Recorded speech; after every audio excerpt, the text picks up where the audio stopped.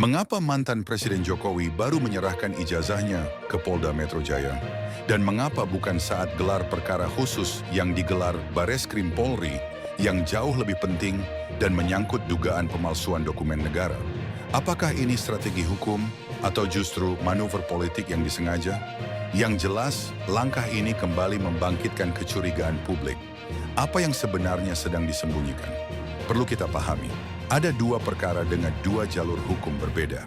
Pertama, gelar perkara khusus di Bareskrim Polri untuk menyelidiki dugaan pemalsuan ijazah Jokowi yang dilaporkan oleh aktivis Tim Pembela Ulama dan aktivis atau TPUA.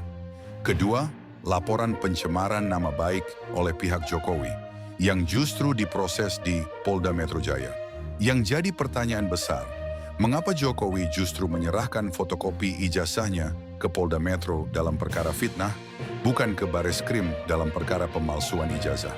Padahal bukti ijazah itu lebih krusial untuk membuktikan keaslian dalam laporan pemalsuan dokumen, bukan untuk menyerang balik pihak pelapor. Ada sejumlah catatan terkait hal tersebut.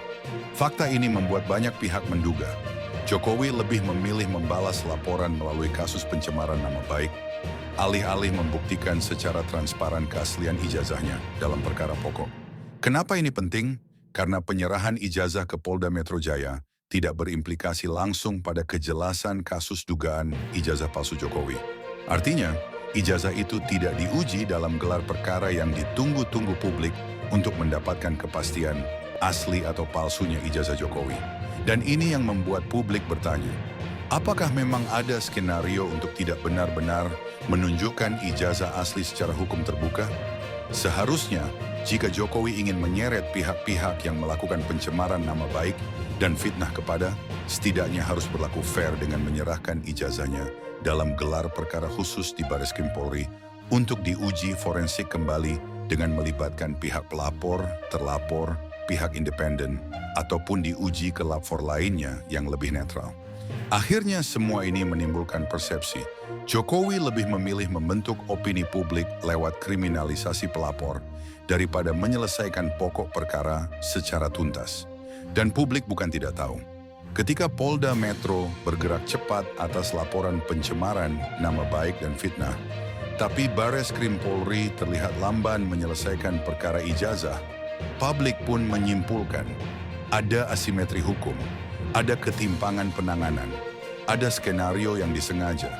Kalau memang ijazah itu asli, kenapa tidak diserahkan sejak awal ke Bareskrim dalam gelar perkara khusus?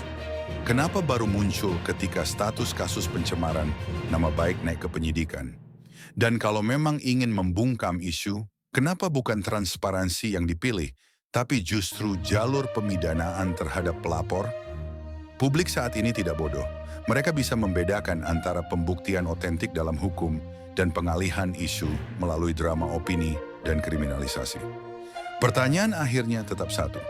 Kalau ijazah itu benar-benar sah dan asli, kenapa begitu sulit untuk dibuktikan di tempat yang tepat? Jika Anda melihat ada kejanggalan yang tak bisa dijelaskan logika sehat, tinggalkan komentar Anda. Apakah ini strategi membungkam kebenaran atau sekadar upaya menghindar dari pertanggungjawaban? Kalau kamu suka konten yang kritis, tajam, dan investigatif mengulas fakta dengan jelas, jangan lupa tulis pendapat kalian di kolom komentar.